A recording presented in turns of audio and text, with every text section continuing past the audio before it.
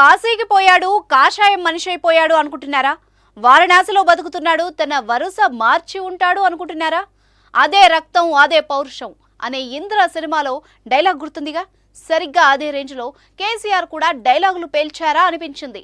తెలంగాణ భవన్లో KCR mass warning విన్న BRS కార్యకర్తలకు కొండంత ఉత్సాహంగా ఊగిపోయారు. ఆ డీటెయిల్స్ ఏంటో ఇప్పుడు చూద్దాం. కేవలం ₹9కే డేటా సైన్స్ యూజింగ్ పైథాన్. ఇప్పుడే brainovision.in లో రిజిస్టర్ అవ్వండి. తెలంగాణలో జరిగిన ఎలక్షన్స్ లో బీఆర్ఎస్ నుంచి పవర్ కాంగ్రెస్ చేతికొచ్చింది. కేసీఆర్ తొంటి సర్జరీ చేయించుకున్నారు. 3 నెలల తర్వాత కేసీఆర్ బంజారాహిల్స్ లోని పార్టీ కార్యాలయానికి వెళ్లారు. కేసీఆర్ వస్తున్నారన్న సమాచారంతో కార్యకర్తలు భారీ సంఖ్యలో కదిలి వచ్చారు.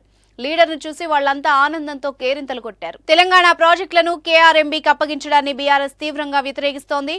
ప్రాజెక్టులను కేంద్రం ఆధీనంలోకి వెళ్లేలా చేస్తున్నారంటూ గులాబీ నేతలు మండిపడుతున్నారు. కేసీఆర్ ఈ ఇష్యూపై సీరియస్ అయ్యారు. కాంగ్రెస్ సర్కార్పై విరుచుకుపడ్డారు. కృష్ణా పరివాహక ప్రాంత నేతలతో సమావేశమైన కేసీఆర్ ముఖ్యమంత్రి రేవంత్ రెడ్డిపై విమర్శలు గుప్పించారు. కేంద్రం ఎంత ఒత్తిడి తెచ్చినా 10 ఏళ్లలో ఏనాడూ తెలంగాణ ప్రాజెక్టులు అప్పగించలేదని గుర్తు చేశారు.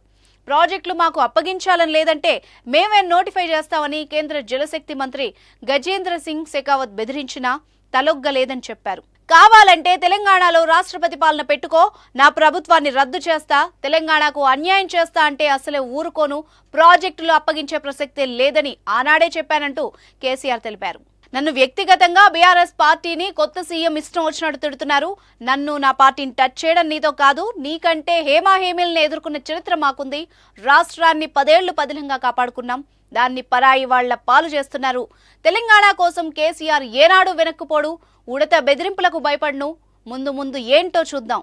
తెలంగాణ ప్రయోజనాల కోసం ఏం చేయాలో నాకు బాగా తెలుసంటూ కేసీఆర్ మాస్ వార్నింగ్ ఇచ్చారు.